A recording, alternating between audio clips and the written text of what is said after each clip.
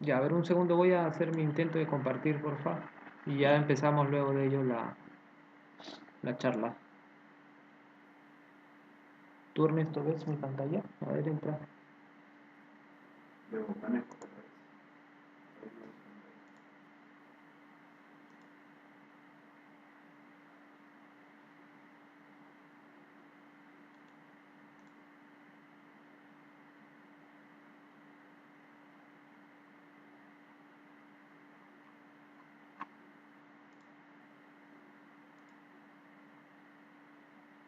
You are now muted. Como 10 personas más incluso. Sí, todavía. Ya. You are now unmuted. Ya, bueno.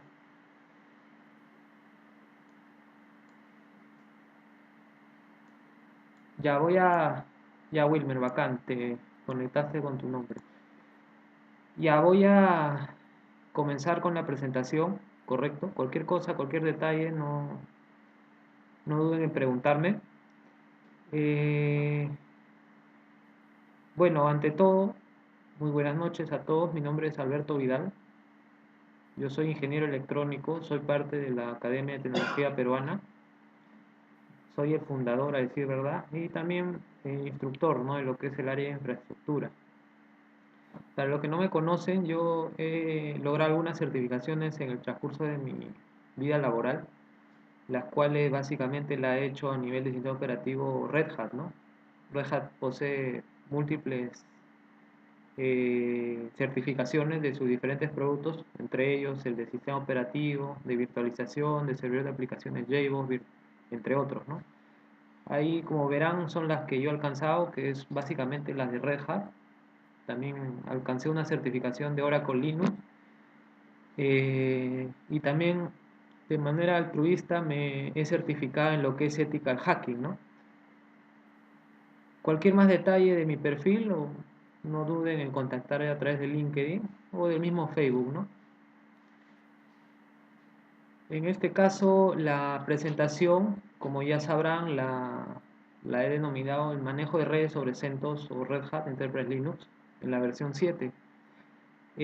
Básicamente vamos a hacer una videoconferencia un tanto teórico-práctico referente a todo lo que se podría ver, bueno, quizás no todo, no abarcar gran parte de lo que es el tema de redes, enfocándonos en cómo dar solución a los problemas, aplicando una técnica, bueno, la cual yo uso para solucionar problemas a este nivel, ¿no?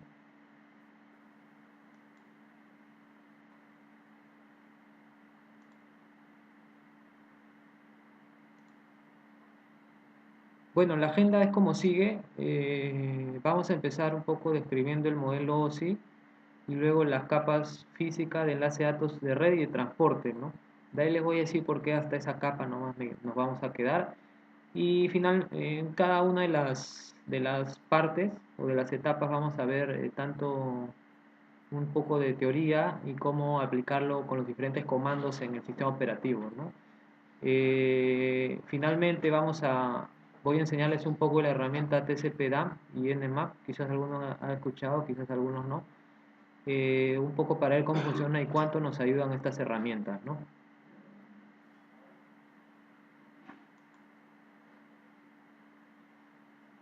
Ya, me gustaría, bueno, en la medida que se pueda, tratar de interactuar en la presentación, ¿no? Eh, si por ahí alguien quiere participar, yo voy a lanzar algunas preguntas. Lo que tendrían que hacer es habilitar sus micrófonos, porque veo que ninguno lo tiene habilitado, excepto yo, y comentar, ¿no? O escribir en el chat.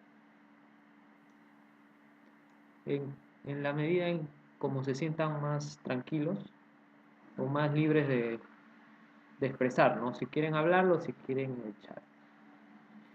Entonces, la presentación la voy a empezar un poco describiendo, introduciéndolo para aquellos que no conocen lo que es el modelo OSI. No sé si alguien de ustedes ha escuchado el modelo OSI. Aquellos que están ingresando en el mundo de redes, por ejemplo, ahí nuestro compañero Nelson que quiere incursionar, bueno, porque yo le sugerí que lleve cursos de Cisco, el CCNA, pues lo primero que te van a enseñar es el modelo OSI, ¿no? Este es un modelo que debe ser el patrón por excelencia de todos aquellos que deciden aventurarse en lo que es las redes, ¿no? Las redes y conectividad, el tema de redes y conectividad. No solo en Linux, porque este modelo es un modelo general, es transversal a cualquier marca, a cualquier producto, ¿correcto? ¿Qué es el modelo OSI? El modelo OSI nos representa a nivel de capas, básicamente a través de 7 capas, toda la interacción que hay referente al flujo de datos, ¿no? Cómo llega un dato de un punto a otro, pasando por las diferentes capas, ¿no? Y las transformaciones que pueden darse en esta, ¿no? Como verán en la imagen, hay 7 capas. Eh, la capa 1, bueno, en este caso está en inglés, pero vendría a ser la capa física, ¿no? La capa 2, conocida como enlace de datos, la capa 3, la capa de red, la capa 4 sería la capa de transporte, la 5 de sesión, 6 presentación y la 7 de aplicación, ¿correcto? Vamos a ir detallando un poco, bueno, como ya vieron en la agenda, no voy a tocar las 7 capas, luego les voy a decir por qué. Pero en la medida en las capas que vayamos tocando, vamos a un poco describiendo para qué sirven, ¿no?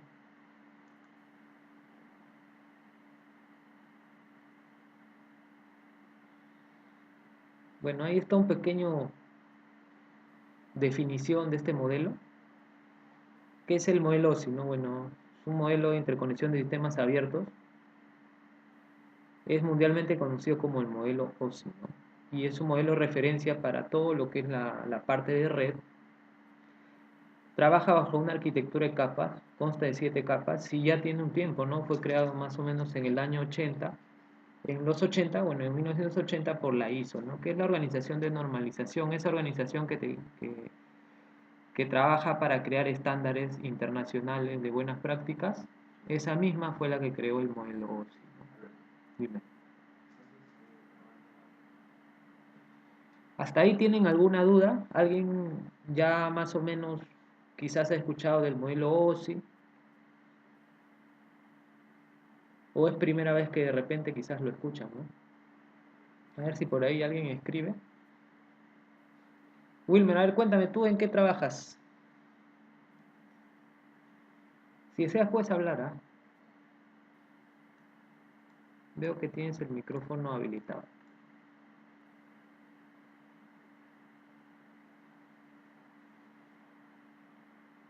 Ya, me imagino que estás en la parte de sistemas, de TI. Bueno, el modelo sí básicamente es una forma, ya correcto, es una forma de esquematizar el flujo de datos que normalmente se usa en lo que es redes, ¿no? Entonces, tú te preguntarías, ¿no? ¿Y para qué me sirve este modelo, no? ¿Por qué me está enseñando este modelo? Ya, te comento, mira, como experiencia personal, en mi primer trabajo, cuando yo estuve en mi primer trabajo en el 2009, que era soporte de servidores Linux, a nivel de servidores, no de usuario final, la primera vez que me tocó abordar un problema, que básicamente era conexión de un enlace remoto, eh, empezaba a preguntar, ¿no? Bueno, lógicamente no había conexión, y yo le empezaba a preguntar, ¿no? ¿Qué muestra el servidor? Si prendió bien el servidor, si el servicio está levantado, a ver, conecta un teclado, a ver, conecta un monitor para empezar a ejecutar comandos y todo eso, ¿no? Estuve así como una hora, y después de esa hora se me ocurre preguntar, oye, ¿y tu router está prendido? Y él me dice, no, ¿no? Entonces yo un poco me quedé sorprendido porque básicamente no tenía una metodología de trabajo, ¿no? Y después de eso aprendí el modelo OSI, y este modelo básicamente lo que te ayuda es aparte de comprender cómo funciona todo esto de la comunicación entre redes, te regala lo que es una metodología de trabajo, ¿no? Una metodología de trabajo para solucionar problemas. ¿Qué quiere decir? Que tú puedes elegir para solucionar un problema a nivel de red, empezar viendo capa por capa, ¿no? Es tu decisión si ves desde la capa, si haces una técnica de bottom up, correcto, o de up bottom, es decir, si quieres empezar a ver a trabajar o a resolver tu problema de arriba para abajo, de abajo para arriba, siguiendo el modelo. Entonces, yo recomiendo seguir la metodología bottom-up, que sería empezar a atacar el problema desde abajo hacia arriba. Entonces, en esta anécdota que les cuento, si yo hubiese sabido de antemano, me hubiesen enseñado antes de aprenderlo en la misma cancha o a la mala, yo hubiese sabido que primero se empieza analizando lo que es la parte física, ¿no? En este caso, la parte física vendría a ser la conexión directa, ¿no?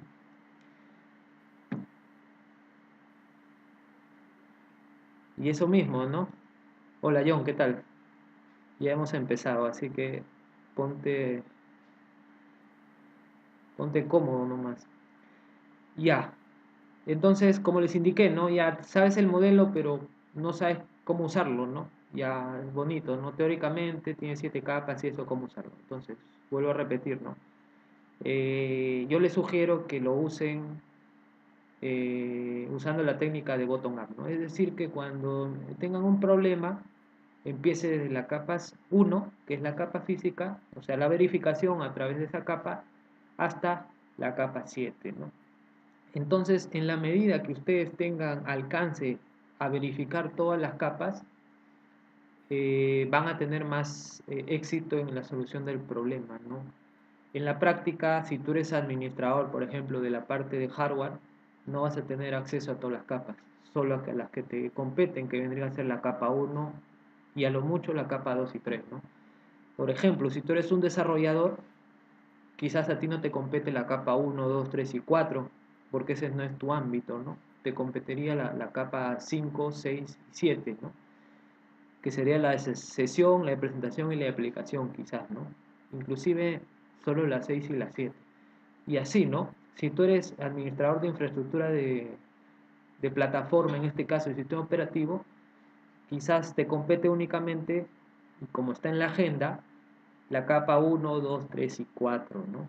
Es por eso que la presentación, como vieron en la agenda, es se va a ver hasta la capa 4, correcto, que es la capa de transporte. ¿Por qué? Porque a partir de ahí la capa de las siguientes capas ya quizás va a ser muy difícil, si es que tú no eres propiamente el administrador del servicio como tal, verificarla. Entonces la presentación se va a basar en eso, muchachos. Vamos a un poco a enfocarnos capa por capa y cómo atacar los problemas que se pueden dar o las verificaciones usando para ello el servidor Linux, ¿no? O sea, vamos a verificar los problemas y atacarlos en un servidor bajo sistema operativo CentOS o Red Hat en su versión 7. ¿Hasta ahí tienen alguna duda? ¿Alguien?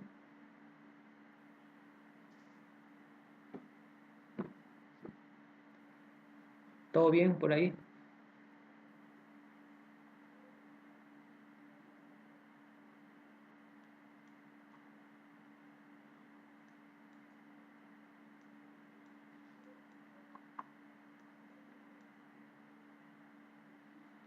Ya, ya bueno, entonces más o menos ya les expliqué el por qué puse hasta...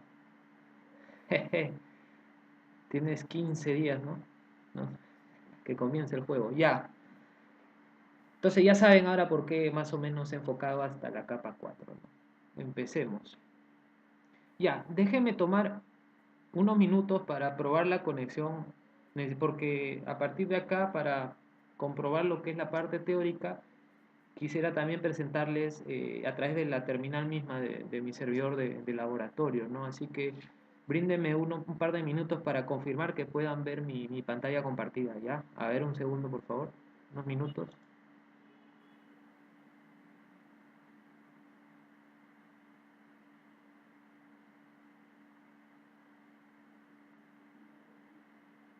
Ahí pueden ver mi pantalla.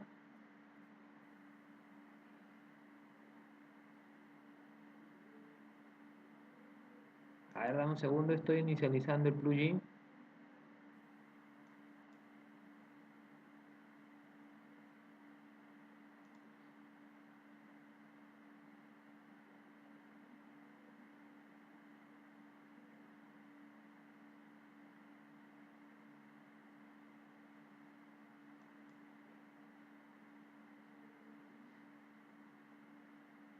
Ahí pueden ver la pantalla compartida.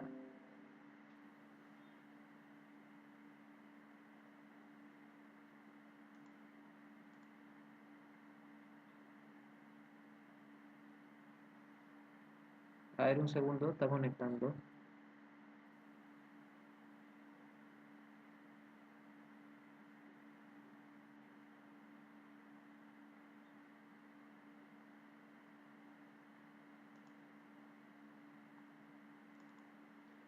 Ahí pueden verla.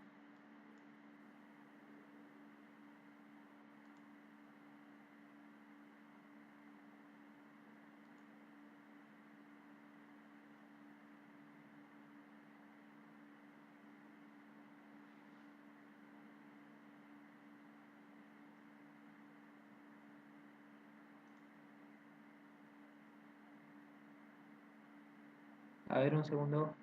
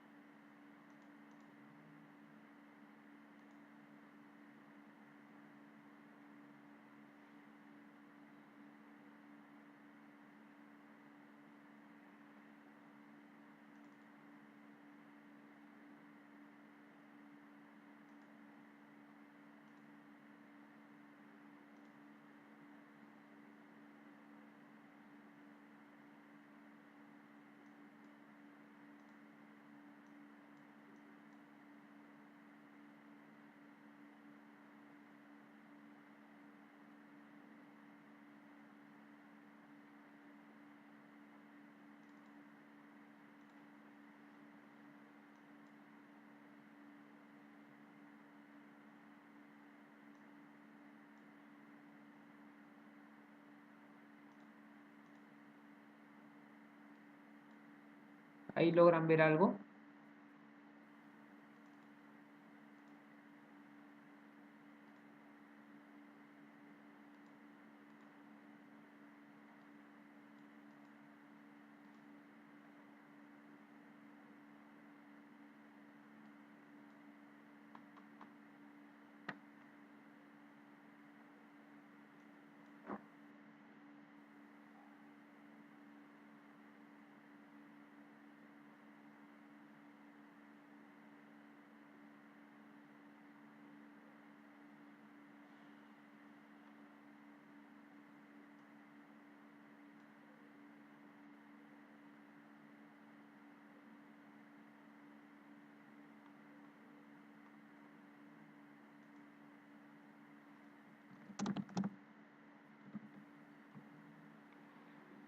Ernesto, ¿tú estás conectado? ¿Puedes ver lo que estoy compartiendo o nada? Compartiendo igualito la Windows. Esto mismo lo está haciendo. Eso es. Pero eso. ¿Me puedes compartir pantalla? No. Ya. Bueno, a ver, ¿me escuchan? Sí, aparentemente tenemos problemas con el servicio, ¿no? Bueno, pero ¿me están escuchando ahora? Ya. A ver, vamos a avanzar ya. De ahí voy a intentar de nuevo. Ya. A ver, vamos a empezar entonces. La primera capa del modelo sí vendría a ser la capa física, ¿no? ¿Qué vendría a ser la parte física? Bueno, todo lo que quizás ves, ¿no? Esta parte, si hablamos a nivel de redes propiamente dicho, vendría a ser las propias conexiones de red, ¿no?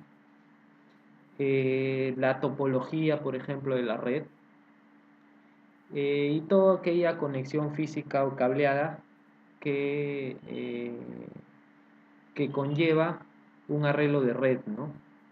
Entonces, si nosotros empezamos a, a verificar un problema y sabiendo que la primera capa del modelo OSI es la capa física, entonces deberíamos en primer lugar asegurarnos de ello, ¿no? Por ejemplo, te dicen, mi computadora no tiene internet, un ejemplo.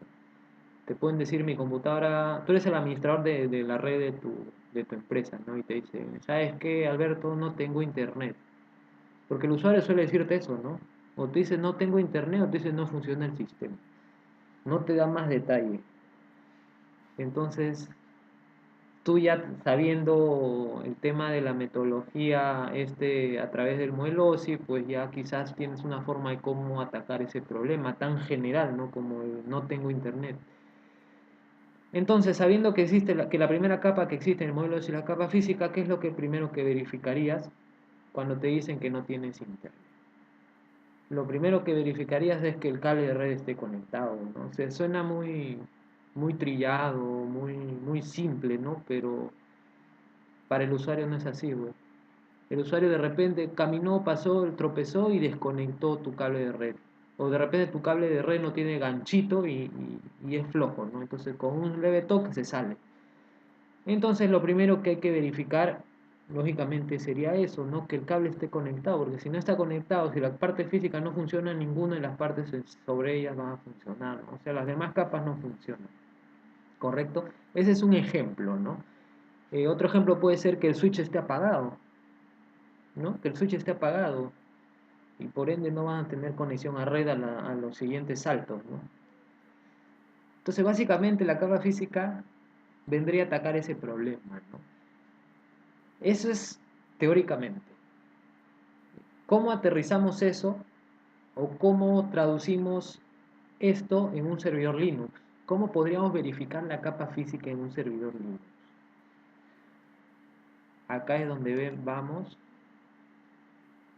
Por ejemplo, lo primero que hay que hacer es, lógicamente, que las tarjetas de red se puedan encontrar a través del sistema operativo, ¿no? Puede ser que otro problema físico puede ser que tu servidor ha pasado, imagínate, ha pasado un temblor y tu tarjeta de red no estaba bien fija en el puerto PCI o PCI Express. Entonces, si tu tarjeta no ha estado fija en el puerto, lógicamente a nivel del sistema operativo no la vas a poder ver. Entonces, a esto va el primer paso, ¿no? El primer paso que sería, aunque suena tonto, pero no es tonto, ¿no? Nada es tonto en redes. El primer paso es verificar que existan las tarjetas de red, ¿correcto? O sea, si existen es porque están conectadas y están bien configuradas. Así de simple. Si un día viste tu servidor, ejecutaste el comando IP-addl, correcto, y verificaste dos tarjetas de red, ¿no? Imagínate, la tarjeta que está conectada al área de LAN y la tarjeta que está conectada al área de WAN. Vino un temblor y al día siguiente no hay salida a internet y verificas que solo ves una tarjeta de red. Entonces, ¿cuál es el problema ahí? El problema es capa física. Lo más probable es que la tarjeta se haya movido. Por eso no la reconoce. Así de sencillo.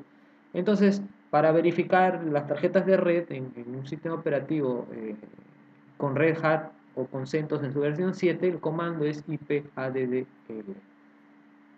Quizás para aquellos que ya han usado servidor Linux o en cualquier distribución, les hará más familiar el comando ifconfig, ¿no? Que es el comando por antonomasia para verificar tarjetas de red, ¿no? Este comando ha sido depreciado en las nuevas versiones, a partir de la versión 7.0 de CentOS o Red Hat, y el comando ha sido depreciado y ha sido suplantado por el comando IP-addl, para aquellos que no lo tenían mapeado. ¿Correcto? A ver, voy a intentar nuevamente compartir mi pantalla. ¿Hasta ahí tienen alguna pregunta, alguna duda?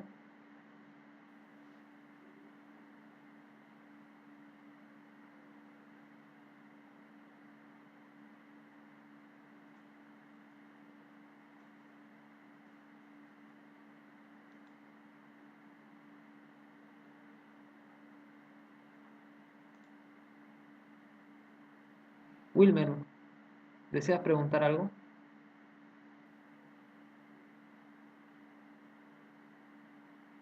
A ver, estoy intentando compartir otra vez mi pantalla. Pregunten nomás, con confianza, ¿no? Estamos para aprender, ¿no?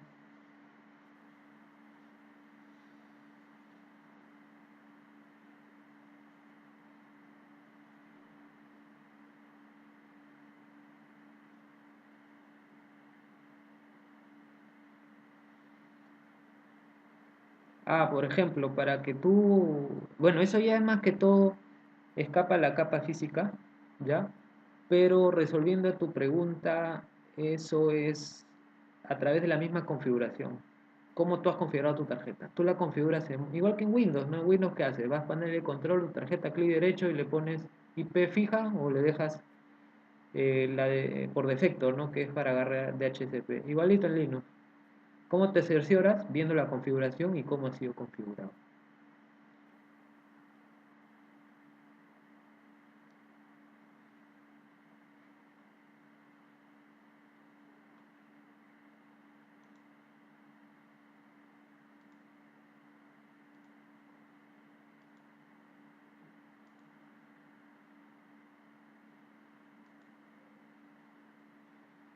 Ya, acá hay otra forma extra también. Eh, Hay una forma en lo que es los servidores GNU Linux de verificar que el cable, correcto, el cable ha linkeado o está linkeando, ¿no? Bueno, para los que no saben qué significa el término linkear, normalmente lo usamos los que estamos en redes para indicar que está llegando señal desde el cable de red hacia la tarjeta de red, ¿no? Cuando una tarjeta de red está linkeando, normalmente una luz intermitente de color amarilla que se ubica en la misma tarjeta de red está parpadeando, ¿no? Eso normalmente te indica que el cable de red está linkeando, ¿no? Por ejemplo, ese es un extremo, ¿no? Ese es el extremo que está conectado a la máquina, al servidor o a la PC. Mientras tanto, el otro extremo de la tarjeta de red, la cual debería estar conectada normalmente a un switch, a menos que sea un servidor perimetral o un router, o un servidor que está fungiendo como router, en este caso este está conectado en el otro extremo a un router, normalmente el otro extremo que está conectado a un switch te va a mostrar también colores, ¿no? Por ejemplo, normalmente un puerto de switch en color amarillo indica, correcto, que está linkeando de manera satisfactoria, es decir, que hay conexión a nivel de esa capa. Ahí ya de repente quizás hay otro juego de colores como el naranjo o el rojo en un mismo switch, que bueno, de acuerdo al fabricante te va a indicar qué significa, ¿no? Pero normalmente el color amarillo es que efectivamente está linkeando. Ahora, lógicamente tú no, si estás viendo un servidor de manera remota, no tienes acceso a ver la parte física, ¿no? Porque normalmente tienes únicamente acceso a la terminal, ¿no? Entonces, en lo que es servidores GNU Linux, existe un comando que se llama ethtool, ¿no? ¿Para qué sirve este comando? Este comando te verifica si es que la tarjeta de red está linkeando o no. ¿Cómo? Acá, bueno, igual copié lo que es la salida del comando. Por ejemplo, en este ejemplo, bueno, es básicamente mi propia máquina laboratorio, la cual copié la salida. Ejecutas el comando de thtool espacio el nombre de la interfaz, ¿no? ¿Cuál es el nombre de la interfaz? El nombre de la interfaz es aquella que te salió con el comando ipaddl. Acá está. En este caso, por ejemplo, la interfaz 2, que es la ENP0S3, es la que yo estoy verificando, ¿no? Entonces el comando, ¿cómo sería? Thtool espacio, la interfaz, y acá te va a salir una variedad de respuestas, ¿no? Entre ellas, una de ellas es las características de tu tarjeta de red, ¿no? Por ejemplo, hasta qué velocidad te soporta, ¿no? 10, 100 y 1000, ¿no? Que vendría a ser un giga, ¿no? Y a lo que nos interesa es si está linkeando o no. Eso lo vemos en la última línea, donde dice link detect, ¿no? Si te dice link detect yes, es porque el cable de red está conectado y está recibiendo señal desde un switch. no necesariamente esto te indica que hay una IP configurada, porque esta es la primera capa, ¿no? Lo que te configura, lo que te confirma ahí es que el cable de red está correctamente conectado y está linkeando, esperando a que envíes o recibas señal.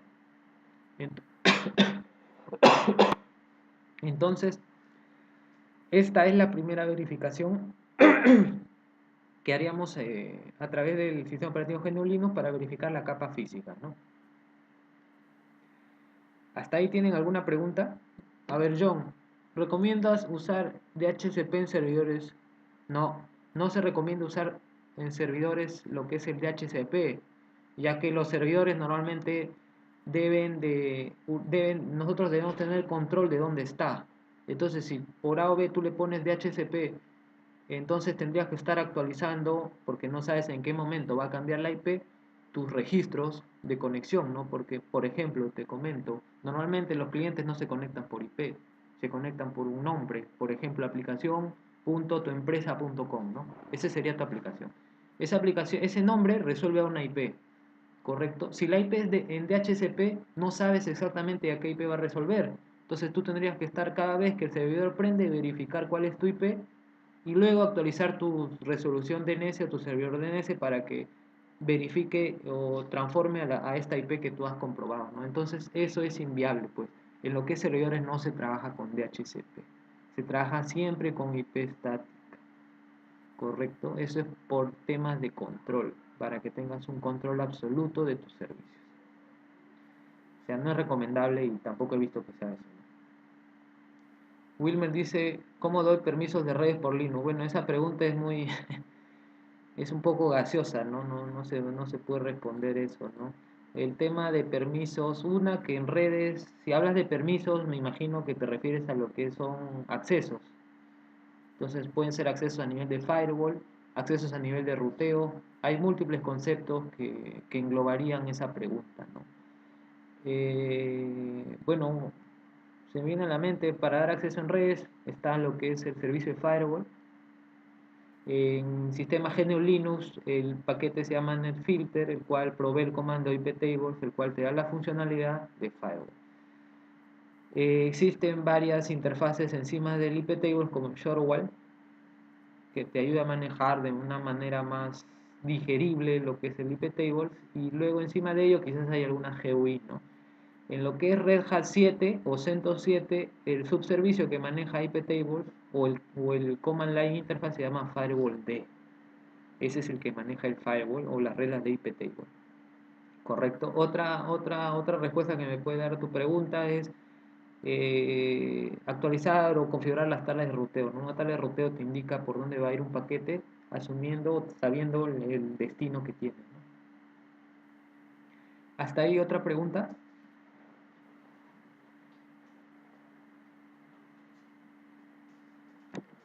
UFW. No he escuchado el UFW.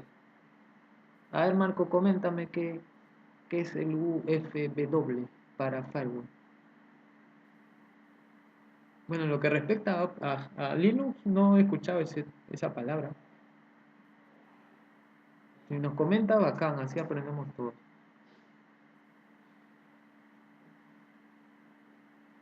Ah, lo más probable es que sea...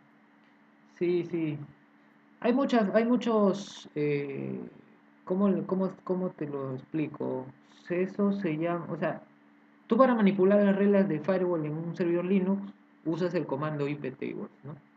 El comando iptables puede ser muy difícil a nivel de sintaxis, de ejecutar y de comprender quizás, ¿no? Entonces hay muchos desarrolladores que han creado servicios por encima de él que lo que hacen es de una manera más fácil o digerible, tú creas tu regla y te las transforma en reglas de iptable, ¿no? Una de ellas es el shortwall y otras es el Complicated Firewall, me parece. Entonces lo que hace esto te da una forma de manejo más fácil de las reglas de iptable para que tú no estés configurando directamente mediante el comando iptable, ¿no? Eso es lo que hacen estos front-ends o CLIs de Firewall, ¿no?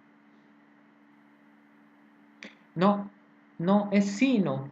Lo que pasa es que Cuando tú manejas a nivel de IP table, tienes todo el acceso de todas las configuraciones que pueden existir, ¿no? Quizás en contraposición de manejar una GUI o un servicio por encima del IP table, quizás no puedas manipular completamente todo.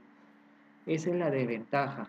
Yo me he topado con servicios como el Firewall Builder, se llama, que es una GUI, que para algunas reglas específicas no hay forma de ejecutarlas, ¿no? Quizás para unas reglas más complicadas o más detalladas es un tanto difícil, pero para la mayoría de reglas que tú necesitas sí las puedes usar, ¿no? Pero eso va a depender ya de ti como administrador, ¿no? Lógicamente, si tú no vas a administrar y el servidor lo vas a delegar al cliente, entonces el cliente, su finalidad no es aprender Linux, sino es administrarlo de la manera más fácil y rápida. Entonces, no le vas a dar un script, ¿no? Porque si le das un script con iptable va a depender únicamente de tu conocimiento y de qué crear ese script. En cambio, si le das la configuración mediante una GUI donde existan ítems en los que tú solo arrastras y pegas para crear una regla, pues para el cliente o para el administrador final, el cliente, le va a ser mucho más fácil manipular esas reglas, ¿no?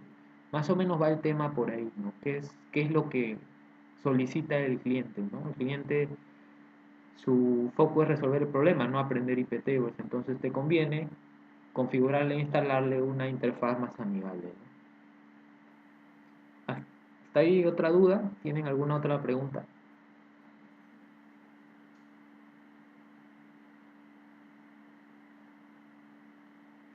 A ver, sigamos. Bien, una vez que ya verificamos que, bueno, la tarjeta de red está conectada y el cable está linkeando, entonces hasta ahí ya hemos sobrepasado esa primera capa. Entonces podemos deducir que el problema no es la parte física, ¿no? Sigamos, entonces, ya. Entonces mi modelo sí me dice que después de eso, yo que tengo que verificar la capa de enlace de datos. En primer lugar hay que saber qué es la capa de enlace de datos, ¿no? ¿Qué es la capa de enlace de datos? Es básicamente la que se encarga del direccionamiento físico, acceder al medio, es decir, que las computadoras accedan entre sí, detectar errores, esto lo hace mediante el checksum, en lo que es el protocolo TCP, y luego controlar el flujo, ¿no? El flujo de tramas. Bueno, a decir verdad, todas las capas tienen unas tramas, cada una tiene su nombre, y cada capa maneja una trama, ¿no? Es decir, que empieza con, por ejemplo, en la capa física son ceros y unos, ¿no? Bits a secas. Luego en la capa 2, que es la capa enlace de datos, se le va agregando más información. Al agregarle más información a estos unos y ceros, tú lo que has creado es una trama de capa 2. Luego, esta capa 2 pasa a la capa 3. Y la capa 3 igual, le agrega más datos o más cabeceras y ya pasa a un datagrama de capa 3. Y así sucesivamente, ¿no? Cada capa le va sumando sus cositas, ¿no? Sus configuraciones, sus verificaciones y una que otras cosas más, ¿no? Entonces, volviendo a la capa de enlace de datos, básicamente en la capa de enlace de datos, si lo quieren traducir, estamos hablando de switching. Por eso le dicen, por eso quizás algunos han escuchado, ¿no? Cuando dicen es un problema de capa 2, ¿qué significa? Que es un problema en tu switch, por ejemplo. Tu switch o ha colapsado o la tabla de mapeo max IPs no está bien o algún problema, ¿no? Entonces tú debes estar en la capacidad de detectar o de intuir, no intuir, sino descartar que el problema no sea parte tuya, sino referente a otro componente, ¿no? En este caso, si es de la capa 2, el componente va a ser el switch, ¿no? Entonces el primer componente, que era la capa 1, era el cable de red. Y si el cable de red está linkeando y está bien, entonces sigamos un escalón más, que es la capa de enlace de datos. Entonces acá vamos a verificar lo que es el tema del switch. ¿Se entendió más o menos ahí lo que más o menos, un poco de la capa 2? La capa 2, que es el enlace de datos, se maneja más que todo el protocolo ARP, ¿no? ¿Alguien ha escuchado el protocolo ARP?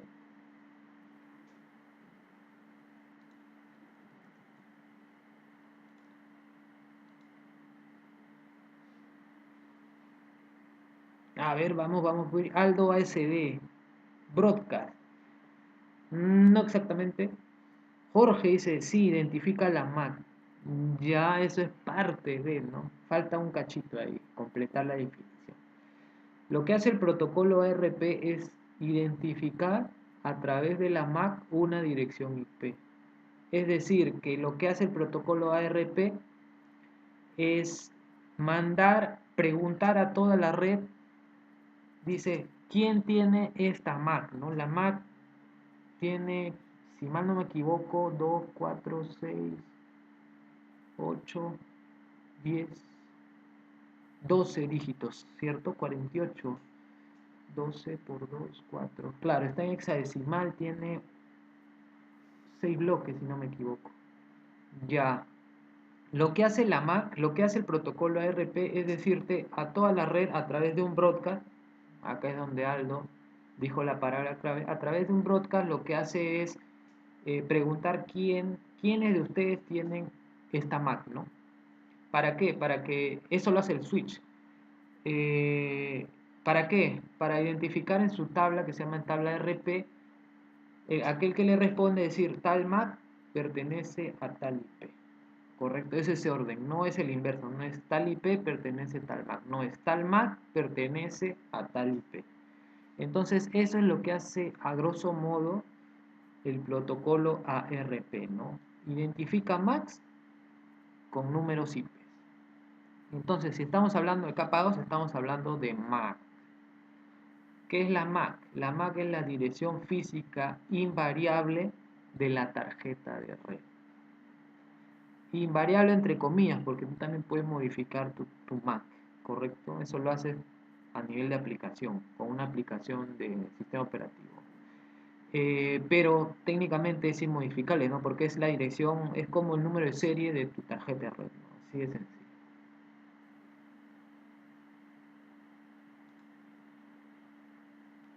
¿Cómo verificamos la tabla ARP que está almacenando nuestro servidor Linux? Para eso, anteriormente, hasta antes de la versión 7, se utilizaba el comando ARP.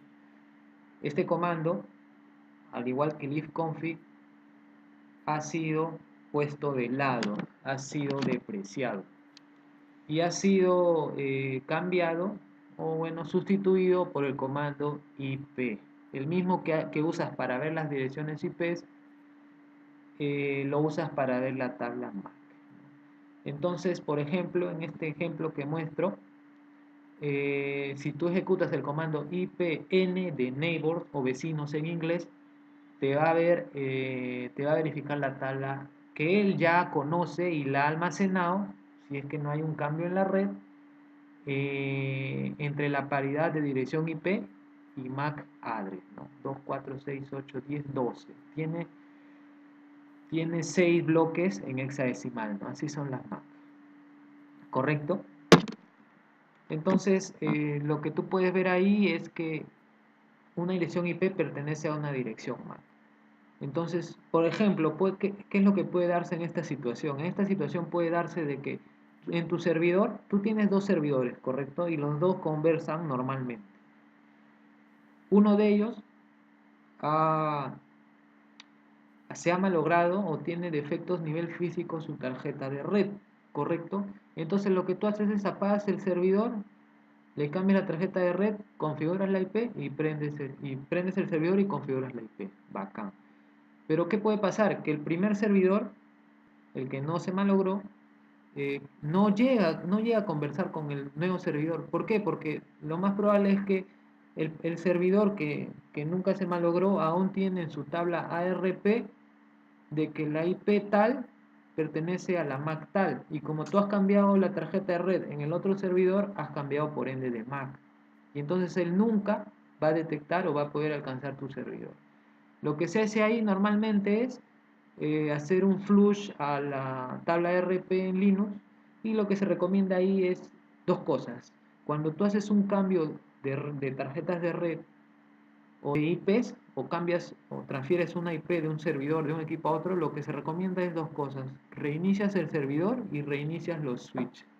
De esa forma lo que estás haciendo es una limpieza de las tablas RP en ambos puntos de la conexión y de vuelta vas a forzar a que se ejecute nuevamente el protocolo RP y actualice la tabla RP, ¿correcto? No sé si me dejo entender, si se ha entendido, por favor, alguna duda que tengan referente a este punto.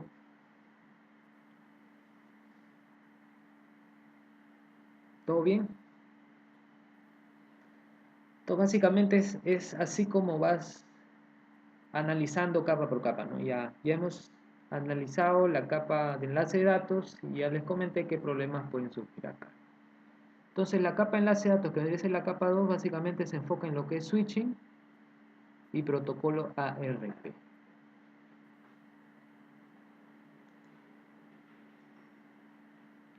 Sigamos. Ahora sí, vamos a entrar a la capa de red. Es la tercera capa del modelo OSI.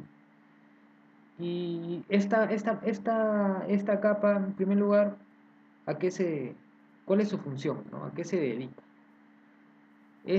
La capa de red ya tiene que ver más con el tema de routers, con el tema de dominios de broadcast. Estos son términos que normalmente te enseñan en un curso de redes, ¿no? Por ejemplo, un equipo switch lo que hace es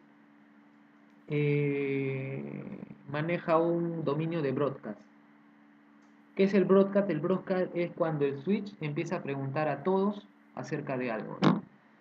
Eso es. Y lógicamente el switch va a preguntar únicamente a su dominio o al dominio en el que él tiene jurisprudencia. ¿Y cuál es el dominio que él tiene jurisprudencia? El dominio que él maneja es únicamente la red en la que está configurada, ¿correcto? Ese se llama un dominio de broadcast. Cuando ya pasas a la capa de red, ya no estás hablando de switches, ni estás hablando de dominio de broadcast. Acá estás hablando de dominio de redes. Y estás hablando de equipos de routing, o routers en este caso, ¿no? ¿Qué es lo que hace un router? Un router te interconecta una red con otra. En términos generales, te interconecta un dominio de broadcast con otro, ¿sí? Eso es lo que hace un router o un ruteador, ¿no? Enruta una red con otra.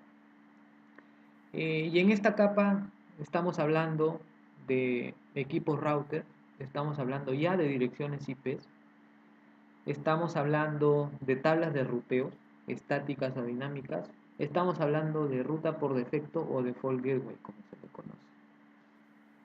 ¿Sí? Esto vendría a ser más o menos la capa 3 del modelo OSI.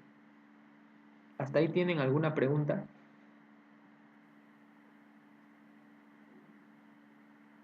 ¿Sí? ¿Todo bien? ¿Se escucha bien todo? Ya.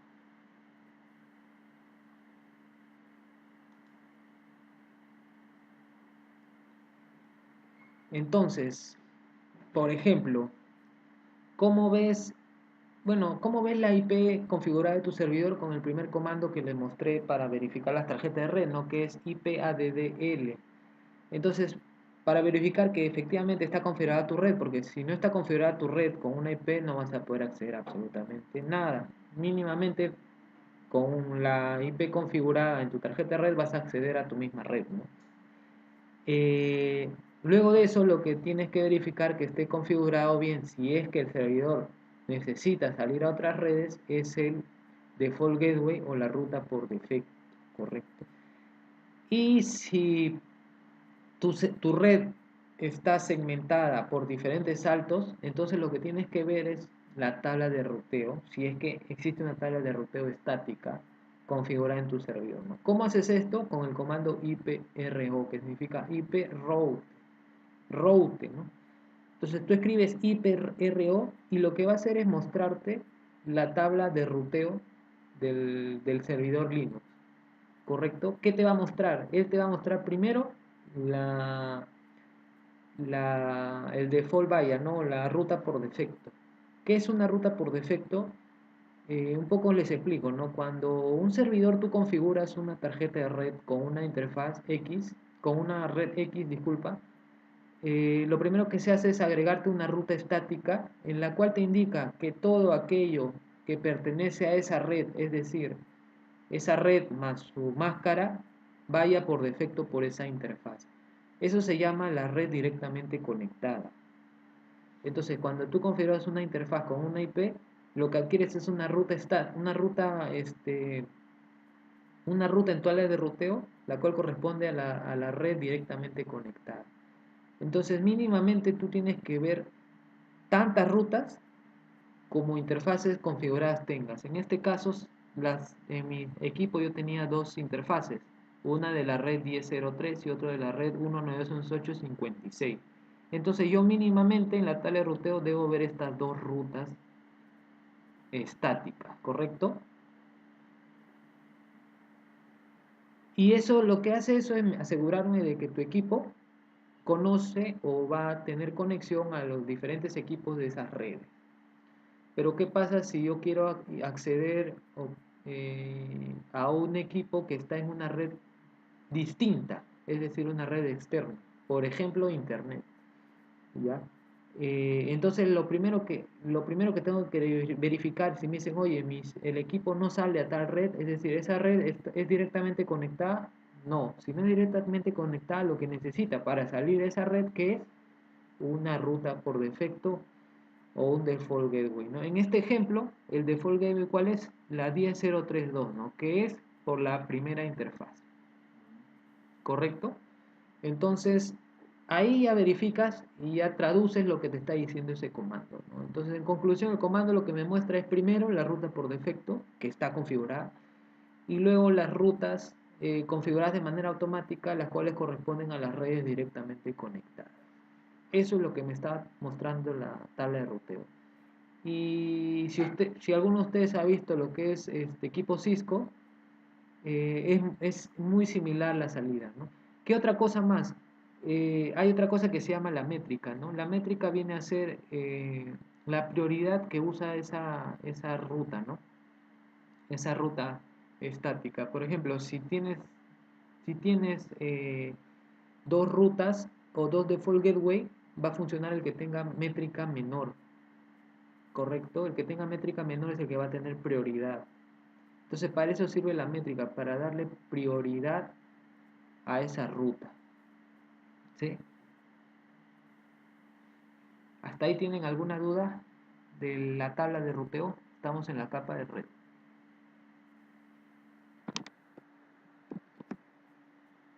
¿Todo bien? Nelson, ¿tienes alguna pregunta?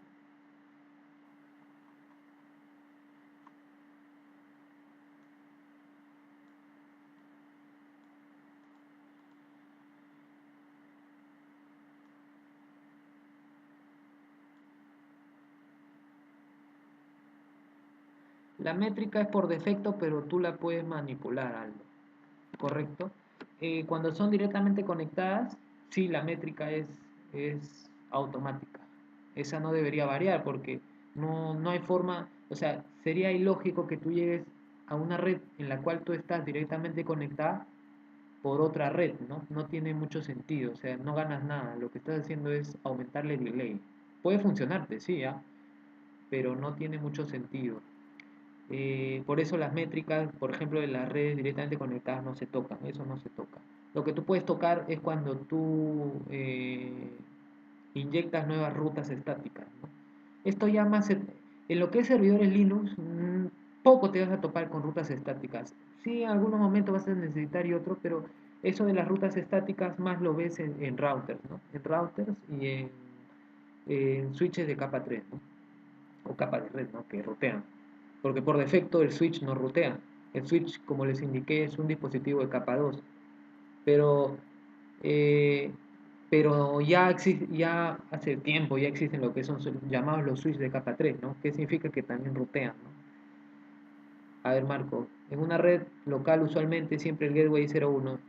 No, no, a ver, no es que usualmente sea así. Lo que pasa es que cuando tú creas una red, o sea, estamos hablando a nivel empresarial, ¿ah? No de tu casa, tu red de tu internet, ¿no? Bueno, si es ahí, sí, normalmente viene el de la compañía, en este caso, por ejemplo, Telefónica, y no te cambia las IPs que vienen por defecto en el router, ¿no? Entonces el router siempre asume la IP1 en la gran mayoría de marcas, sea la red 0.1 o la red 1.1, ¿no? Eh, Pero cuando ya estamos hablando a un nivel de crear una red en una empresa, lo que primero que se hace es diseñar, ¿no? Diseñas. Entonces, tú al diseñar, tú escoges qué número le vas a poner o qué dirección le vas a poner a tu default gateway. No es que seas predeterminado, ¿no? Eso puede ser en tu casa, ¿no? Porque no hay necesidad de diseñar una arquitectura de red o una topología compleja, ¿no? Pero en una empresa, no, pues en una empresa tú lo creas y tú tienes la potestad de modificarla o definirla tal cual como quieras, ¿no? La ruta tú la decides, como es. Tú diseñas tu arquitectura, tú diseñas tu topología. No es que hay una ley que dice, oye, usa la 01 como default gateway, si no te mando a la cárcel. No existe eso, ¿no? Tú diseñas todo. Si tú eres el arquitecto de red, tú diseñas eso, ¿no? Por ende, sí es modificable 100%, ¿no? Otra pregunta. De nada, Marco. Otra pregunta. Prosigamos.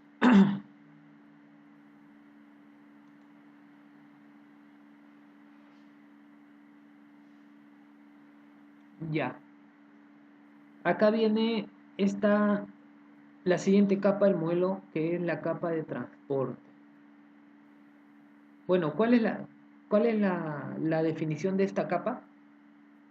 Esta capa nos tiene que asegurar o nos garantiza que los datos han llegado de un punto a otro, ¿no?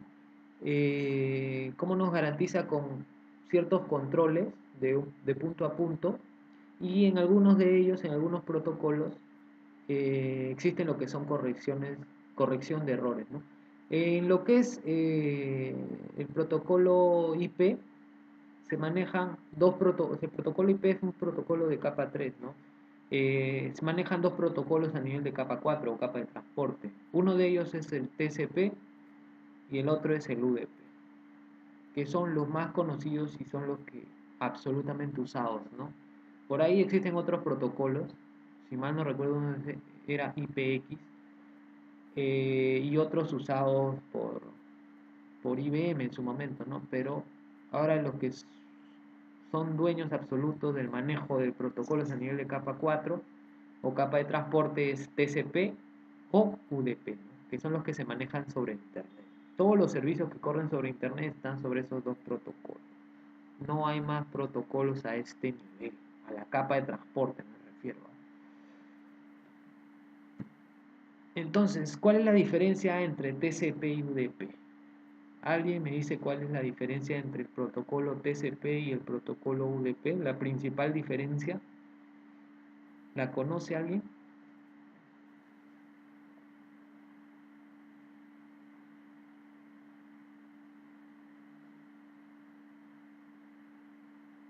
Te ganas una entrada al Perú-Nueva Zelanda, en Oriente. Ahí Ernesto te la va a poner.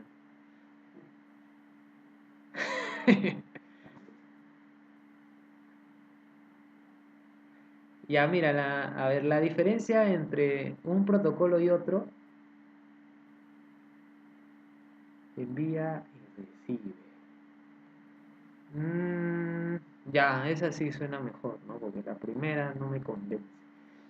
Ya, en términos generales, el protocolo TCP es un protocolo orientado a la conexión y el protocolo UDP es un protocolo no orientado a la conexión.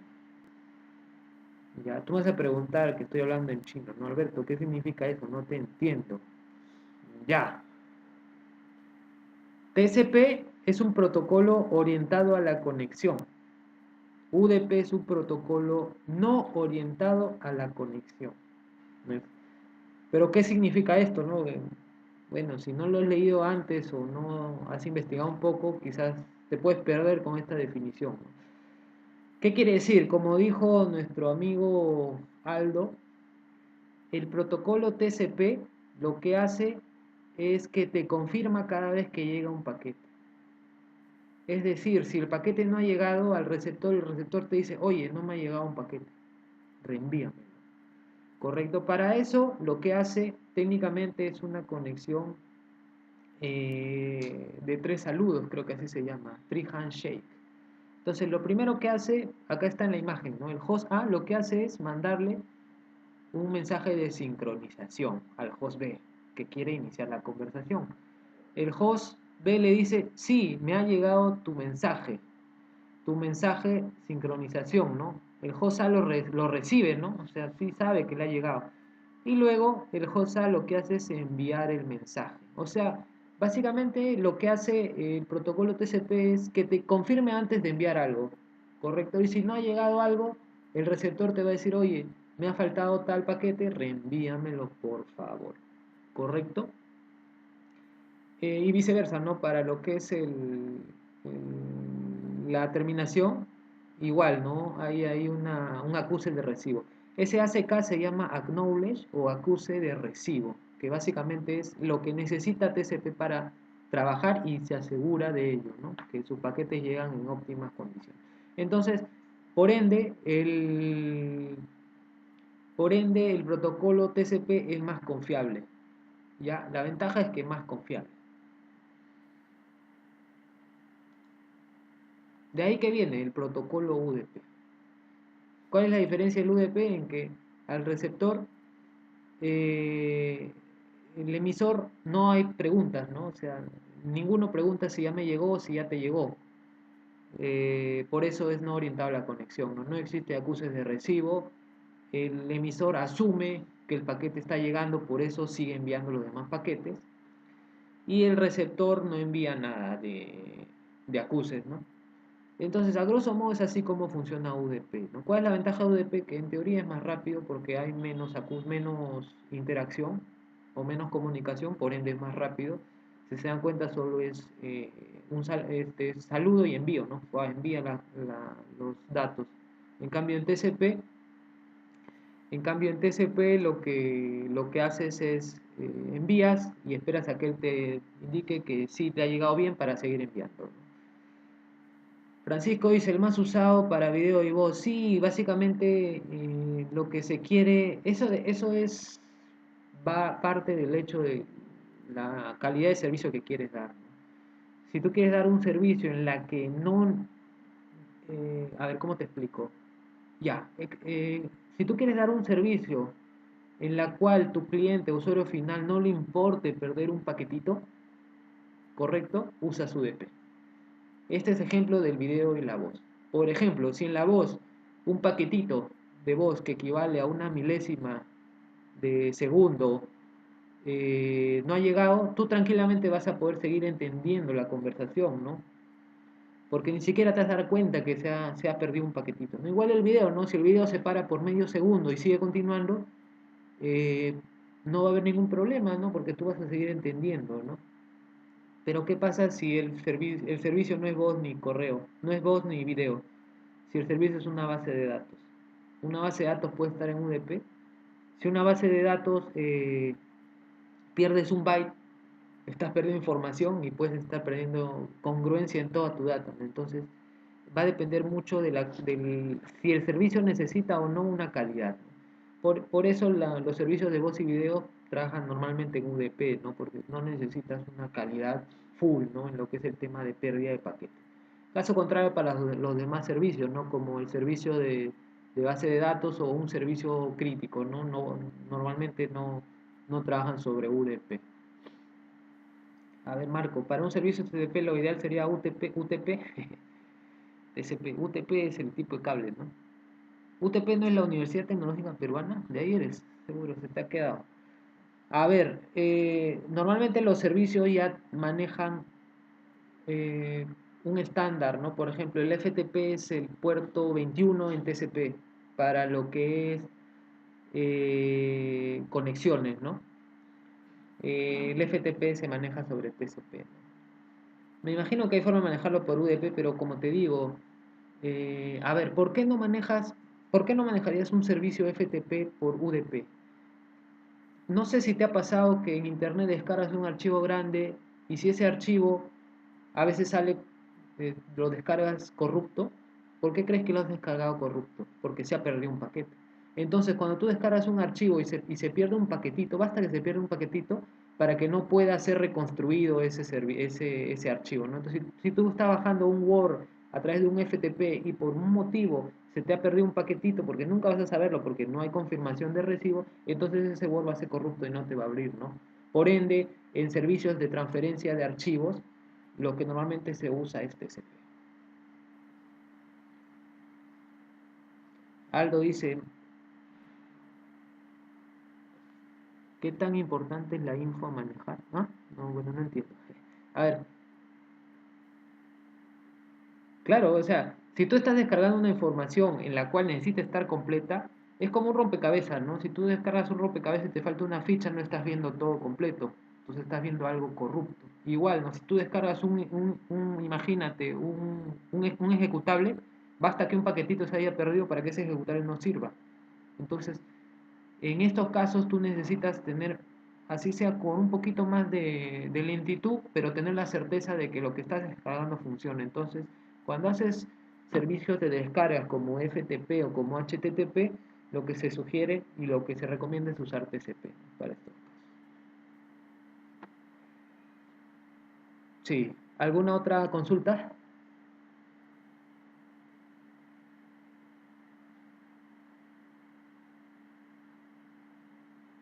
No, nada, un servicio puede ser híbrido, no, o sea, puedes levantar dos servicios, dos instancias distintas en distintos puertos y en distintos protocolos, sí, pero que un mismo servicio en una misma instancia te escuchen los dos puertos, no he visto. ¿Ah? Sí, múltiples instancias del servicio, ¿no? O sea, tener, por ejemplo, dos FTPs en dos puertos. Ahora, no todos los servicios te soportan TCP o UDP, ¿no? En primer lugar, el servicio tiene que soportarte. Algunos servicios, y para que te soporte, lógicamente, la aplicación que está encima de ella tiene que soportar ese protocolo, ¿no? Entonces, depende, ¿no? Si el servicio lo soporta, puede ser híbrido. Por ejemplo, yo he implementado servidores de VPN, o los servidores de VPN son servidores que te permiten ampliar tu red interna a través de internet, ¿no? Es para interconectar dos sedes remotas y que las sedes las vean como sedes LAN, ¿no? Para eso sirve una VPN. Esto lo hace a través de internet, normalmente. En estos casos, cuando yo implementé servidores VPN, yo tengo la posibilidad de ponerlo como TCP o como UDP, siempre y cuando sean instancias distintas, no la misma instancia. Entonces sí hay servicios que se pueden ser híbridos, no hay ningún problema.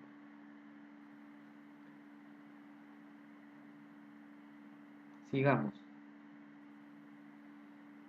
Ahora, acá viene. A ver, creo que arriba alguien escribió referente. Puedes hacer un ejemplo con puerto 2122 FTP o SSH. Sí, acá vamos a un poco a detallar. Ya, cuando hablamos de puertos TCP o UDP en esta capa de transporte, tenemos que entender que más o menos ¿para qué sirve un puerto? ¿No? Un puerto es el lugar de escucha, ¿no? Es el lugar de escucha de tu servicio, es decir, por donde vas a acceder.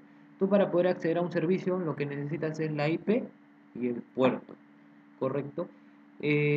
¿Cómo verificas en este caso en el servidor Linux que tu servicio está escuchando en el puerto y por qué interfaz está escuchando? ¿Correcto? Entonces, para ello utilizamos el comando ss. Vuelvo a hacer hincapié, para las versiones anteriores de Red Hat, hasta la versión 6.9, el comando que normalmente se usa para ver los puertos en modo escucha y en todos los modos era netstat, que básicamente es el mismo comando en Windows, ¿no? Netstat, ¿correcto? Pero ya acá ese comando ha sido cambiado por el SS, ha sido ya no se usa el netstat y ahora se usa el SS por defecto, ¿no? ¿Qué me hace el comando SS? Lo que me hace el comando SS es verificar el estado de todos los puertos abiertos en tu servidor. A ver, yo recuerdo que hay 4 estados en un puerto TCP. En un puerto TCP está el estado de escucha, el estado de waiting o de espera, hay un estado de establish, correcto, y uno más que no me acuerdo ya. Pero en caso puntual de verificar si tu servicio ha levantado de manera correcta y está escuchando en el puerto correcto, y con lo cual no puedes dar la certeza de que el servicio está bien configurado, es verificando los puertos en estado de escucha, ¿sí? En este ejemplo yo he ejecutado para verificar los puertos en estado de escucha en el protocolo TCP. He usado el comando ss-t de TCP, L de listen y P de protocolo, ¿no? N indica no traducir los nombres, los IPs por nombres, ¿no? Entonces, al ejecutar ese comando, lo que yo verifico es en qué puerto se está escuchando mi servidor y qué servicios, ¿no? Por ejemplo, acá dice, yo he ejecutado este comando y acá lo que me dice, la primera línea, ¿no? State listen, ¿no? Está en estado listen. ¿En qué puerto? El 22, ¿no? Y acá dice user SSHD, ¿no? Y acá me dice el proceso que ha levantado, el usuario y el proceso, ¿no? El PID del servicio que está levantando este puerto. Entonces, si yo sé que estoy viendo el puerto, yo estoy viendo el estado de los puertos en listen, en TCP, y el puerto es 22, a ver, ¿quién me indica qué servicio usa el puerto 22 en TCP?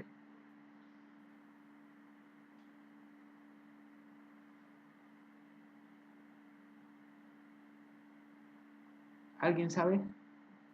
Puerto 22 en TCP, ¿qué servicio lo usa?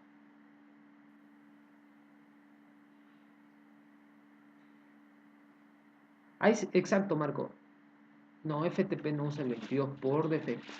Ya, cuando ustedes, aquellos que van a incursionar en el tema de redes, quizás eso deberían saberlo, ¿no? Si no, lo van a saber en el transcurso de su vida laboral, ¿no? Por repetición. Pero sería bueno que sepan los puertos estándares de los servicios, ¿no? A ver, vamos a sortear una entrada al Perú-Nueva Zelanda, al que me dice los 1024 puertos estándares y sus servicios. No, mentira. Por ejemplo, el puerto... No hay forma, no hay forma. Bueno, sí hay forma, ¿no? Ustedes pueden googlear por internet y me meten cabeza ahí. Ya. Ejemplo, puerto 21 en TCP. ¿Quién lo usa? FTP. Ya puso. Puerto 22 en TCP.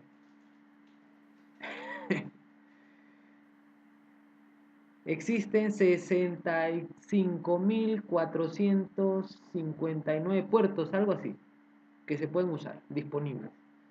De ellos, del 0 al 1023 son los puertos reservados para los servicios o llamados puertos conocidos. A partir del 1024 para arriba son los puertos, por así decirlo, desconocidos o menos usados o no estándares, ¿no? Entonces, lo que deberían más o menos saber es los servicios estándares, ¿no? Los servicios estándares van a usar puertos TCP entre el 0 y el 1023. Sigamos, por ejemplo, el servicio FTP, ya bueno, ya lo dijeron, usa el puerto 21. El servicio Telnet, ¿qué puerto usa? 23, efectivamente. El servicio, acá te agarro, el servicio NTP, Network Time Protocol, ¿qué puerto, número de puerto y protocolo usa?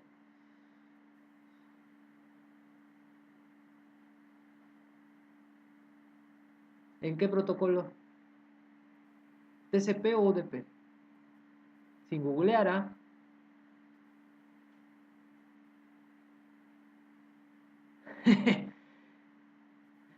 Es el 123 UDP. Ajá. Fake. Ya hay que creerle, hay que tener fe. Ya, el protocolo HTTP, ¿qué puerto usa?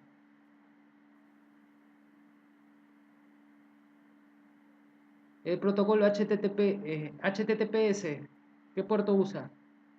¿Y qué protocolo? Capa 3, capa 4. No. El HTTP usa el protocolo 443 en TCP. El protocolo BNC Server, el servicio BNC Server, disculpa, ¿qué protocolo y qué puerto? Por defecto usa el 5600 y va subiendo. 5601, 5602. Y así, ¿no? Por ejemplo, el protocolo RDP, Remote Desktop Protocol de Windows, ¿qué puerto usa? Si no me equivoco, el 3160. Ajá, el 3160, si no me equivoco. Y así, ¿no? El 8080 normalmente lo usan los servidores de aplicación, ¿no? Como Tomcat, que es un contenedor, o los servidores JBoss de aplicación, o WebLogic, ¿no? Por defecto. Correcto, el 8080. Y así, ¿no? Básicamente los que se deberían aprender son los más comunes, ¿no? Por ejemplo, el puerto que usa el protocolo DNS. ¿Y en qué protocolo de capa 4? El DNS. El DNS usa el protocolo, el puerto 53 en UDP para lo que es queries, y en TCP, 53 en TCP para lo que es sincronización de DNS master slave o master. Y así, ¿no? Son servicios que normalmente lo deberían conocer. El protocolo SMTP, que es un protocolo de capa 6, si no me equivoco, 7. 25 en TCP, ¿no? Protocolo IMAP. IMAP seguro. POP seguro. SMTP seguro. Con TLS, con ese... eh, por ejemplo, esos son los protocolos que deberían conocerse, ¿no? Que son básicamente los más usados, ¿no? De ahí están los puertos que usan, por ejemplo, el MySQL por estándar, el Postgre, entre otros servicios, ¿no? que verían en su vida laboral, ¿no? Entonces, volviendo acá al ejemplo del comando, con esto tú verificas, por ejemplo, la salida de este comando que me verifica que efectivamente, ¿no? El servicio SSH, que es el puerto 22 en TCP, está en modo escucha, ¿no? ¿Qué significa este asterisco? Este asterisco significa que está escuchando en todas sus interfaces. Si el servidor tiene 5 interfaces de red configuradas, o sea, 5 IPs de distintas redes, si vemos que hay un asterisco, en todas esas se está escuchando, ¿correcto? Si vemos que solo hay una IP, dos puntos, el puerto, quiere decir que solo está escuchando en esa IP. Esto es configurable a nivel del mismo servicio. Tú eliges si quieres que escuchen todos o si por necesidad quieres que escuche solo en una interfaz, ¿no? Sigamos. Ahora viene, si quiero ver en UDP, lo único que hago es cambiar la T por la U. ¿Correcto? Y ahí ya veo, lógicamente, si ven la primera columna que dice state, no existe, ¿no? ¿Por qué no existe? Porque en UDP no hay estados. No hay estados. En TCP sí hay estados, en UDP no. Por el mismo hecho de que es un protocolo no orientado a la conexión, ¿no? Y acá ya podemos ver, por ejemplo, ¿no? Ahí ya podemos ver distintos servicios. Por ejemplo, el DHCP client te va a escuchar en el puerto 68 UDP por defecto, ¿correcto? Bueno, el servicio Cronny es un servicio que reemplaza al servicio NTP, que es para crear un servidor de hora, un servidor horario o de sincronización de tiempo, en lo que es la versión 7 de CentOS o Red Hat. Entonces, hasta este punto ya tú has verificado que efectivamente tu servicio está levantando y está escuchando en el puerto en el cual tú has configurado que se debe escuchar, o en el puerto por defecto.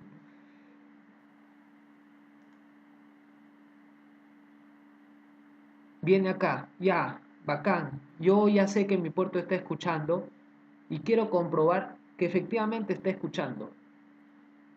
¿Cómo hago eso? ¿Cómo probamos que los puertos TCP? ¿Cómo probamos que, en primer lugar, los puertos TCP están escuchando? Lo probamos con el comando telnet, ¿correcto? El comando telnet debe ser la herramienta básica que tienes que usar para tus verificaciones, ¿no? O sea, es lo primordial que se hace, ¿no? Después del PIN, el telnet es lo que tienes que tener en tu otro bolsillo, ¿no? Para usarlo. En este caso, ¿cómo se usa? Escribes el comando telnet espacio la IP que quieres probar y donde está escuchando el servicio y seguido del puerto TCP. Si todo está correcto, si no hay una interferencia de por medio, llámese un firewall o algo que te está bloqueando o no llega simplemente desde el cliente que estás probando, el resultado del comando debería darte el saludo o el prom o algo del propio servicio. En este caso, por ejemplo, yo sé que el servicio es el OpenSSH de Linux, entonces yo le he hecho telnet a mi propio servidor en el puerto 22 y me respondió que el servicio SSH con su banner de su versión, ¿no? Entonces hasta ahí ya verificas que el servicio está levantando y está escuchando correctamente. Esta prueba, lógicamente, lo primero que tienes que hacer es probarla desde tu propio servidor, porque si no funciona desde tu propio servidor no va a funcionar para otros, y luego probar desde afuera, ¿no? Desde un equipo externo. ¿Correcto?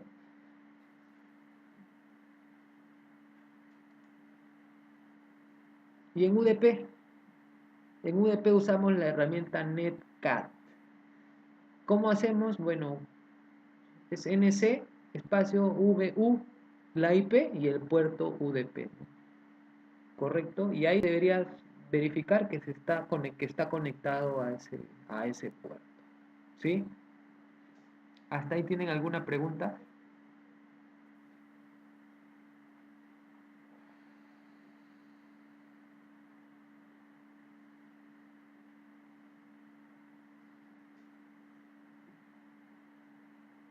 ¿Por ahí alguna pregunta? ¿Todo bien? ¿Se entiende todo lo que les comento, les comparto?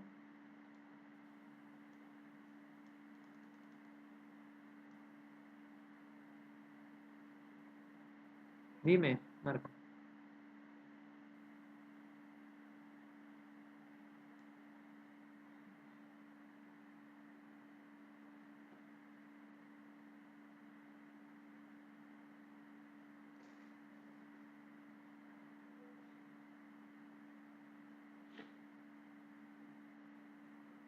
Ya, ¿cuál es tu pregunta?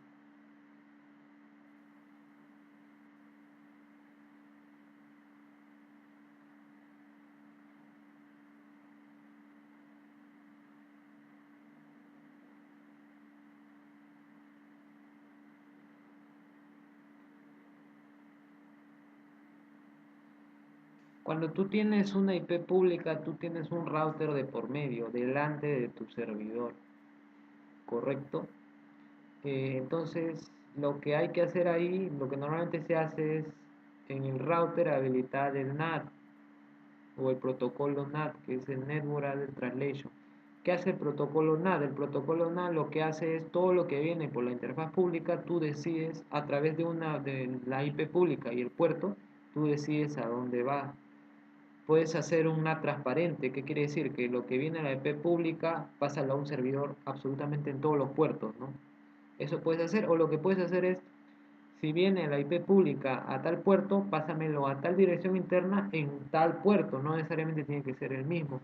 Entonces, si no hay de por medio configurado un NAT, el que te va a responder al hacer el telnet es el mismo router, o los servicios que están en el router. Si hay un NAT de por medio y estás accediendo al puerto nateado, te va a responder a la dirección donde está siendo nateada, es decir, el equipo interno, ¿no? Eso va a depender mucho de cómo tú configures el router.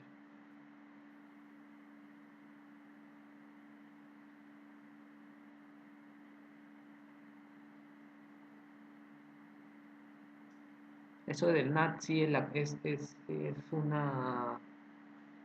procedimiento a nivel de capa 3, ¿no? De router. Pero más o menos esa es la idea, ¿no? Si hay un NAT, lo que vas a ver al hacer telnet es el servidor nateado, ¿no? El destino final. Si no, vas a ver el servicio propio del router.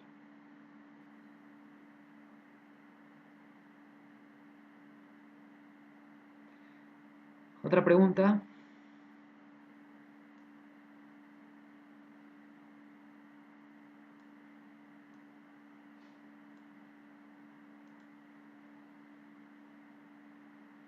¿Todo bien hasta ahí?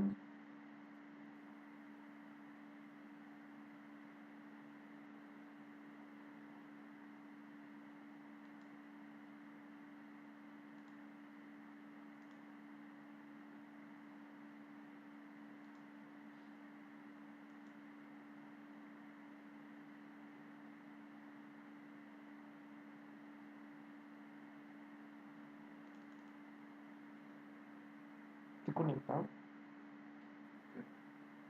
Ya, creo que me desconecté.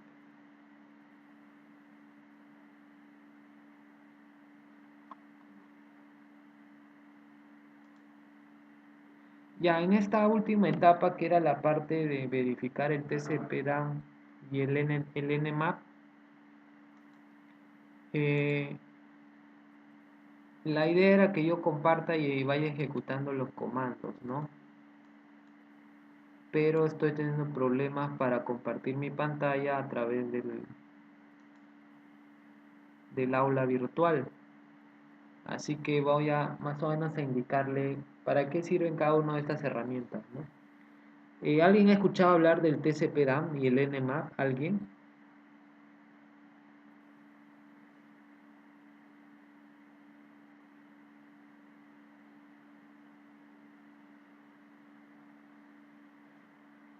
¿Alguien ha escuchado de estas herramientas? Estas dos herramientas son...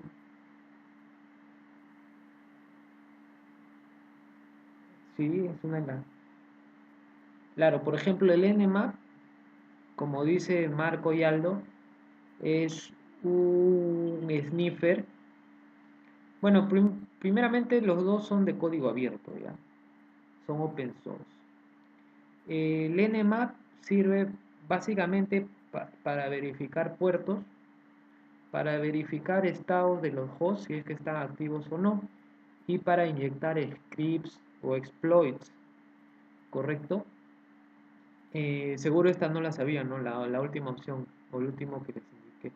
El Nmap lo que te hace es escanear los puertos bajo diferentes modalidades, tiene diferentes formas de verificar si un puerto está abierto o no en TCP y en UDP, y te sirve para ello, ¿no? Entonces tú lo que puedes hacer es, por ejemplo, tú quieres verificar que tus servidores, tú has configurado tales servicios en tu servidor, entonces lo que podrías hacer es hacerle un chequeo de puertos desde una máquina de la propia red con el comando o con la herramienta Nmap, y puedes verificar que efectivamente los puertos están abiertos. Eso es normalmente como se usa ya a nivel de verificación. El Nmap también es para hacer un tema de fingerprint. Puedes también verificar el tema de qué sistema operativo tiene o probablemente tiene tu servidor que estás escaneando. Y también esta herramienta sirve para hacer o para verificar o hacerles pruebas de pentest, ¿no? O pruebas de verificación de funcionalidades en tu servidor, ¿no? Sería bueno que investiguen más esta herramienta, porque esta herramienta es muy poderosa. Eh, También se usa para verificar ciertas vulnerabilidades en algunos servicios, ¿no? El Nmap también tiene un paquete de scripts con los cuales tú puedes hackear o verificar una vulnerabilidad si está presente en determinada versión de algunos servicios, que pueden ser usadas o no esas vulnerabilidades, ¿no? Yo me acuerdo que hay varias vulnerabilidades en lo que es XP, y el Nmap trae ya de por sí scripts que te ayudan a verificar esto, ¿no? Y técnicamente lo que hacen es hacerte un ataque a través de esa vulnerabilidad, y si es exitoso logran controlar tu equipo, ¿no? Para eso también sirve el Nmap. El TCP/DAM. El TCP/DAM, ¿no han escuchado? ¿Han escuchado del Wireshark?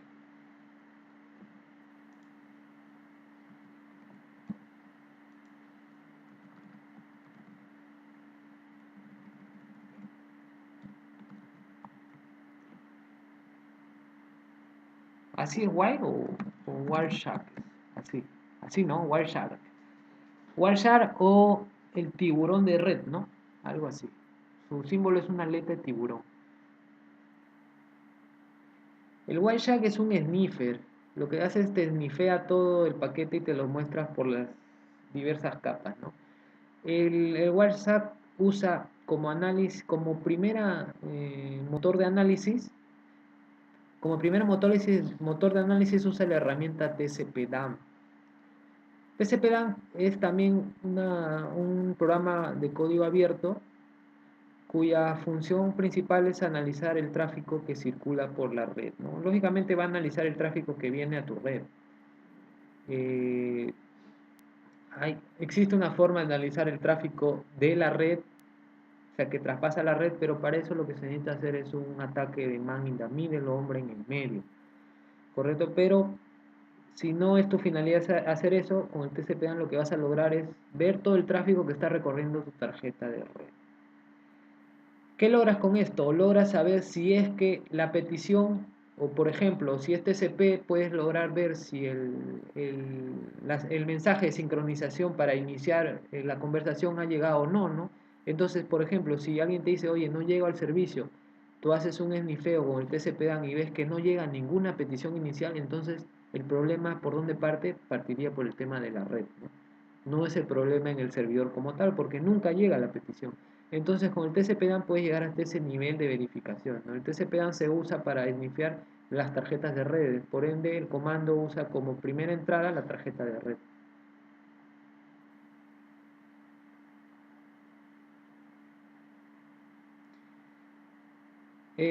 No, el Wireshark no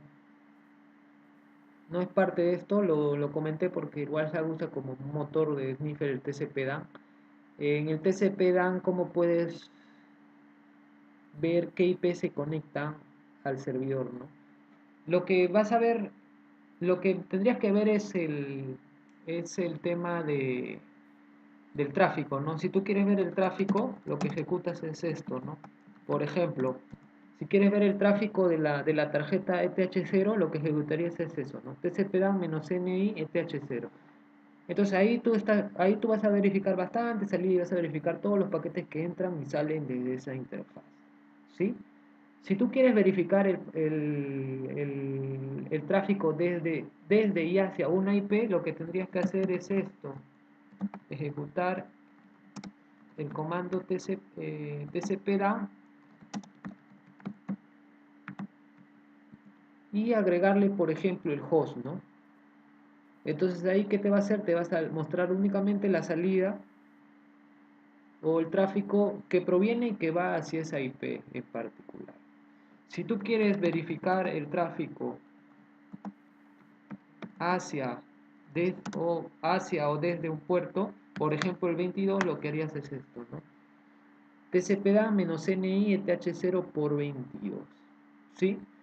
Si tú quieres verificar desde una IP en particular hacia un puerto en particular, lo que tienes que usar es un conector lógico, por ejemplo, host, así, ¿sí?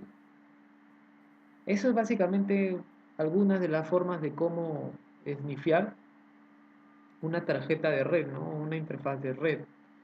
Lógicamente el TCP/DAM tiene muchas más funcionalidades, ¿no? Acá los invito a que investiguen un poco tanto ambas herramientas, ¿no? TCP/DAM como NMAP.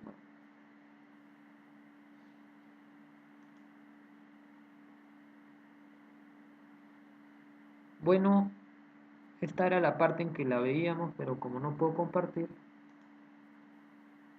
¿Hasta ahí tienen alguna pregunta? Ya con esto estaríamos culminando la presentación de hoy, que ha durado aproximadamente 1 minuto 34 minutos, 1 hora 34 minutos. ¿Tienen algunas dudas, consultas, sugerencias? ¿Quedó claro? ¿Qué parte no quedó claro? ¿Les gustó? ¿No les gustó? ¿No les interesó?